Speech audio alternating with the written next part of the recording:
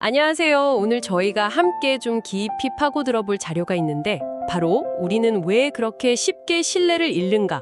이 질문을 던지는 아주 흥미로운 심리 대화 스크립트예요. 네. 누군가를 믿기 시작하는 그 순간에요. 마음 한편에서 혹시 또 상처받으면 어떡하지? 이런 불안감 다들 느껴보신 적 있으시죠? 그럼요. 바로 그 연약한 믿음의 뿌리를 한번 찾아가 보려고 합니다. 네. 이 자료 핵심은 아주 명확해요. 신뢰라는 게 정말 천천히 쌓아올리는 탑 같은데 무너지는 건 진짜 한순간이라는 거죠.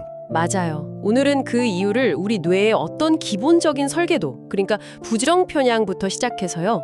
과거 경험이 남긴 상처, 그리고 관계 속의 그 모호함이 만드는 불안까지 한번 차근차근 파헤쳐보려고 합니다. 좋습니다. 와, 듣기만 해도 벌써 흥미진진한데요.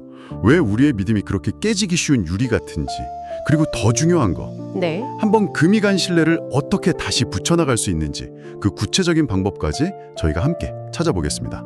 자, 그럼 가장 먼저 뇌의 어떤 기본 설정값부터 한번 얘기를 시작해 볼까요? 자료에서 딱 눈에 띄는 개념이 부정편향, 영어로는 네거티비티 바이어스 이거였거든요. 네, 맞아요. 우리 뇌가 긍정적인 정보보다 부정적인 정보를 한 두세 배나 더 강렬하고 빠르게 처리한다는데 이게 정말인가요? 뭔가 생존 본능이랑 관련이 있을 것 같다는 느낌이 확 드네요. 네, 정확히 보셨어요. 바로 그겁니다. 이게 우리가 왜 좋은 기억보다 나쁜 기억을 훨씬 더 생생하고 오래 간직하는지에 대한 답이거든요. 아, 진화 심리학적으로 보면 이건 생존에 아주 유리한 전략이었던 거죠. 아주 먼 옛날에 우리 조상들 한번 상상해 보세요. 네네. 달콤한 열매를 발견하는 그런 긍정적인 경험을 놓치는 건 좀 아쉬운 일이지만 덤물 속에서 막 바스락 소리가 나는 거예요. 우와. 네, 포식자의 신호일 수 있는 이 부정적인 정보를 놓치는 건 이건 목숨이 걸린 문제였잖아요. 아, 그러니까 위험 신호에 훨씬 더 민감하게 반응하도록 뇌가 아예 설계가 된 거군요. 그렇죠. 이게 현대 사회의 인간관계에도 그대로 적용된다는 게 참 재밌네요. 예를 들어서 연인이 99가지 칭찬을 해줘도 무심코 던진 비판 한마디가 며칠 동안 마음에 박혀서 계속 곱씹게 되는 경험 다들 있으실 거예요. 맞아요. 사랑해라는 말을 100번 들어도 약속 한 번 어기거나 실망스러운 모습을 딱 한 번 보이면 그게 훨씬 더 크게 다가오는 거죠. 네. 바로 그 지점이에요. 심지어 우리 뇌는요, 현재의 아주 작은 부정적인 단서를 과거에 있었던 가장 컸던 위협이랑 연결시키는 경향이 있어요. 아, 연결을 시켜요. 네, 뇌의 편도체라는 부분이 위험 신호를 감지하는 경보 시스템 역할을 하는데 이게 한번 크게 상처받은 경험이 있으면 굉장히 예민해져요. 예를 들어 지금 연인이 메시지에 답이 조금 늦는다는 이 작은 사건이요, 과거에 갑작스럽게 이별을 통보받았던 그 큰 트라우마를 무의식적으로 자극하는 거예요. 이거 예전에 그 위험한 상황이랑 패턴이 비슷한데 하면서 뭐 경고등을 켜는 거죠. 일종의 과잉 경보 시스템이 작동하는 셈입니다. 과잉 경보 시스템이라니, 와, 표현이 정말 와닿네요. 그렇다면 사람을 잘 믿지 못하고 자꾸 의심하는 게 이게 단순히 그 사람 성격이 꼬였다거나 부정적이라서가 아닐 수도 있다는 말이네요. 그렇죠. 이건 정말 중요한 포인트 같아요.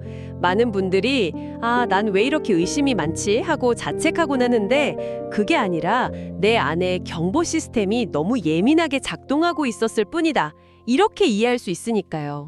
네, 그래서 믿음이 문제가 아니라 상처가 문제였다는 자료의 문구가 핵심을 딱 꿰뚫고 있는 거죠. 그렇죠. 현재 맺고 있는 관계를 과거의 상처로 만들어진 필터를 통해서 보고 있는 셈이니까요. 이 필터, 그러니까 경계 모드가 항상 켜져 있으면 상대방의 의도 없는 중립적인 행동조차 위협으로 해석할 가능성이 아주 커집니다. 예를 들면 어떤 것들이 있을까요? 정말 사소한 것들이요. 상대방이 그냥 너무 피곤해서 표정이 안 좋은 것뿐인데 경계 모드가 켜진 상태에서는 나한테 화났나? 내가 뭐 잘못했지? 혹시 마음이 식었나? 이런 부정적인 해석의 소용돌이로 순식간에 빠져드는 거죠. 오. 상대방은 아무 생각 없는데 내 안에서는 이미 관계의 위기를 막 수십 번 시뮬레이션하고 있는 거예요. 듣고 보니 그 경계 모드를 만드는 과거의 경험이라는 게 구체적으로 어떤 것들인지 좀 궁금해지네요. 자료에서 몇 가지 유형을 짚어주던데요. 그게 세 가지를 이야기해요. 첫째는 갑작스러운 배신의 경험이에요. 정말 믿었던 친구나 연인에게 아무런 예고도 없이 관계가 끊어지거나 상처를 받는 거죠. 아, 둘째는 불안정한 애정 표현을 겪는 경우. 어떨 땐 세상 다정하다가도 어떨 땐 얼음장처럼 차갑게 돌변하는 그런 예측 불가능한 태도에 계속 노출되는 거예요. 예측이 안 되는 거군요. 네. 마지막 셋째는 일관성 없는 관계 경험입니다. 부모님이나 중후한 타인이 한 말과 행동이 계속 다른 거죠. 약속을 매번 어긴다거나. 이런 경험들은 우리 뇌에 사람은 믿을 만한 존재가 아니며 언제든 변할 수 있으니 항상 경계해야 한다는 생존 규칙을 아주 깊이 새겨넣게 돼요. 결국 지금 눈앞의 사람을 의심하는 행동은 사실 내면의 오래된 상처가 이번에도 다치면 안 돼 라고 외치면서 나를 보호하려는, 맞아요. 필사적인 방어 기제일 수 있다. 이런 거네요. 상대방의 행동 하나하나에 의미를 부여하고 최악의 시나리오를 막 상상하는 게 그 사람이 미워서가 아니라 내가 더 이상 상처받고 싶지 않아서라는 해석이 가능하겠어요. 정확해요. 그리고 이런 경계심은 관계 속에서 모호함, 앰비규어티를 만났을 때 폭발적으로 커져요. 아, 모호하며. 왜 우리는 상대방의 그 미세한 신호 하나하나에 그렇게까지 신경을 쓰는 걸까요? 표정의 미세한 변화, 말투의 톤, 메시지에 찍힌 마침표 하나까지요. 그렇죠. 나중에 얘기해라거나 뭔가 숨기는 듯한 태도를 보이면 머릿속이 정말 복잡해지잖아요. 인간의 뇌는요, 본능적으로 불확실성과 모호함을 아주 싫어해요. 정보가 비어있는 빈칸이 생기면 어떻게든 그걸 채우려고 하죠. 아, 마치 미완성된 퍼즐 조각을 보면 어떻게든 맞는 조각을 찾아 끼워 맞추고 싶어 하는 본능이랑 똑같아요. 네. 그런데 문제는 앞서 말한 과거의 상처로 인해서 경계 모드가 켜져 있는 사람일수록 그 빈칸을 가장 부정적인 시나리오로 채워넣는다는 거예요. 근데 그 빈칸을 뭐 긍정적인 상상으로 채울 수도 있는 거 아니요? 예를 들어 답장이 늦으면 지금 회의 중인가 보다 이렇게 생각할 수도 있는데 굳이 내 메시지를 보고 일부러 무시하는 거야? 라고 생각하게 되는 건 듣고 보면 좀 이상하잖아요. 스스로를 더 괴롭게 만드는 선택인데 말이죠. 역설적으로 들리겠지만 그게 더 안전하게 느껴지기 때문이에요. 심리적으로요. 안전하게요? 네. 분명 좋은 일이 있을 거야. 그 사람은 날 실망시키지 않을 거야. 라고 긍정적으로 기대했다가 만약 결과가 좋지 않으면 그 실망감이라는 고통이 너무 크거든요. 아, 차라리 처음부터 어차피 잘 안 될 거야 라고 최악의 상황을 가정하고 있으면 실제로 안 좋은 결과가 나왔을 때 거봐, 내 그럴 줄 알았어 라면서 심리적 충격을 완화할 수 있죠. 와, 일종의 감정적 안전장치를 미리 마련해두는 셈이군요. 실망이라는 더 큰 고통을 피하기 위한 조금은 슬픈 방어 전략이네요. 네.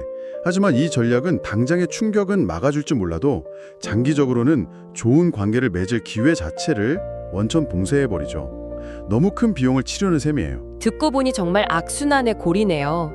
그럼 이 지긋지긋한 악순환에 끊어낼 방법은 없는 걸까요?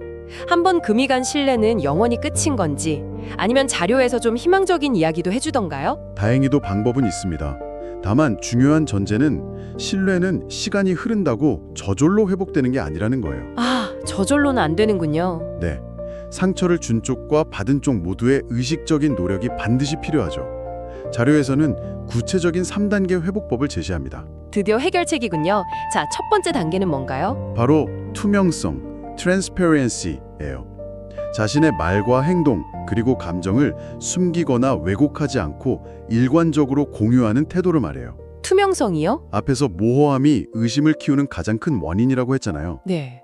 투명성은 바로 그 모호함이 들어설 틈을 주지 않는 거예요.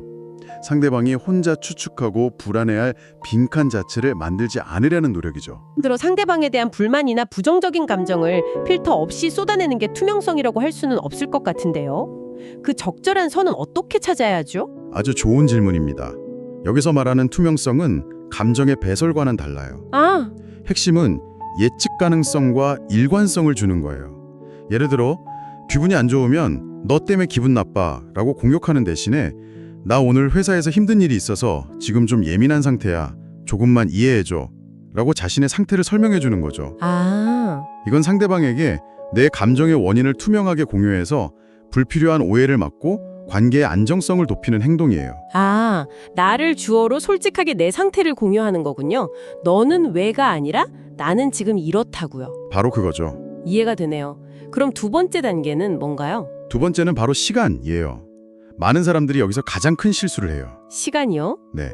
한번 신뢰를 잃는 큰 사건이 터지면 아주 극적인 사과나 비싼 선물 같은 그런 한 방으로 모든 걸 되돌릴 수 있다고 착각하죠. 맞아요. 내가 이렇게까지 빌었는데 왜 안 받아줘? 하면서 오히려 화를 내는 경우도 많죠. 그렇죠. 하지만 신뢰는 그렇게 단 한 번의 이벤트로 회복되지 않아요. 자료에서는 신뢰를 벽돌을 한 장 한 장 쌓아서 집을 짓는 것에 비유해요. 아, 비유가 돋네요. 한 번에 벽돌 1000장을 가져다 놓는다고 집이 되는 게 아니잖아요. 시간이 걸리더라도 꾸준히 매일 벽돌 한 장씩을 쌓아 올리는 반복된 긍정적 경험이 필요한 거예요. 내가 말했잖아, 믿어줘라고 말로 강요하는 게 아니라 시간이 걸리더라도 행동으로 계속 보여주는 꾸준함이 핵심입니다. 결국 조급해하지 않는 태도가 정말 중요하겠네요. 깨진 신뢰를 회복하는 과정은 마라톤과 같다는 생각이 들어요. 단거리 달리기가 아니고요. 네. 자, 그럼 마지막 세 번째 단계는 무엇인가요? 마지막은 확신, 리어슈런스를 주는 거예요. 확신. 근데 이건 뭐 거창한 약속이나 맹세를 하라는 뜻이 아니에요. 오히려 그 반대죠. 나는 어떤 상황에서도 당신 곁에 있다는 것을 보여주는 작지만 꾸준한 신호를 계속 보내주는 겁니다. 작지만 꾸준한 신호라면 구체적으로 어떤 것들이 있을까요? 예를 들면 상대방이 힘들어 보일 때 마음 없이 따뜻한 차 한 잔을 건네는 것. 오늘 힘든 일 있었어? 라고 먼저 물어봐 주는 것. 의견이 다를 때도 비난하기보다 네 생각은 그렇구나 하고 일단 들어주는 태도 같은 것들이요. 네네. 이런 사소한 행동 하나하나가 모여서 아, 이 사람은 안전하다, 이 사람은 내 편이다 라는 믿음의 토대를 다시 단단하게 만들어주는 거예요. 경계 모드로 곤두서 있던 마음을 안심시켜주는 거죠. 결국 신뢰는 감정의 문제가 아니라 행동의 총합이라는 말이네요. 투명한 행동, 시간을 들여 꾸준히 보여주는 행동, 그리고 작은 확신을 주는 행동, 이 세 가지가 모여서 신뢰라는 집을 다시 짓는 거군요. 맞습니다. 자료의 결론처럼 완벽한 사람이 아니라 작은 일관성을 지키려고 노력하는 사람을 더 믿게 되는 이치와 같네요. 오늘 대화를 한번 정리해 볼까요?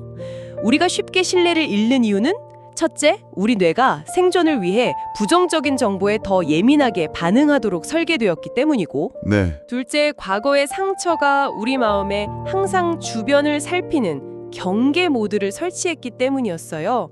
그리고 마지막으로 관계 속 모호한 빈칸을 우리 스스로 최악의 시나리오로 채워넣기 때문이었죠. 네. 그리고 이 깨지기 쉬운 신뢰를 회복하기 위해서는 투명성, 시간, 그리고 확신이라는 세 가지 기둥이 필요하다는 점도 기억해야 해요. 그렇죠. 말과 행동을 일치시켜서 예측 가능성을 주고 조급해하지 않고 꾸준히 보여주고 또 작은 신호들로 항상 곁에 있음을 알려주는 것. 이 모든 걸 관통하는 핵심은 결국 일관성 있는 행동이었고요. 저는 자료의 마지막 문장이 특히 오랫동안 마음에 남았어요. 내가 누군가를 의심하는 건 그 사람 때문이 아니라 내 마음이 아직 상처를 기억하고 있기 때문이라는 걸요. 이 문장을 곱씹어 보면 관계에서 겪는 많은 갈등의 화살을 상대방에게만 돌릴 게 아니라 먼저 내 안의 상처와 예민해진 경보 시스템을 들여다봐야 한다는 걸 깨닫게 되는 것 같아요. 맞아요. 이 자료는 주로 타인과의 신뢰 회복에 대해 이야기했지만 이걸 우리 자신과의 관계에 한번 적용해 보는 건 어떨까 하는 생각이 드네요. 아, 자신과의 관계요? 네. 당신이 스스로에게 크게 실망했거나 자신을 믿지 못하게 된 순간이 있었다면요. 예를 들어 매번 새해 다짐을 지키지 못했을 때 혹은 중요한 시험에 실패하고 스스로가 너무 한심하게 느껴졌을 때처럼요. 오늘 이야기한 이 3단계 투명성, 시간, 확신을 무너진 자기 자신과의 관계를 회복하는데 어떻게 적용해 볼 수 있을까요? 이 질문을 마지막으로 당신께 남겨두고 싶네요.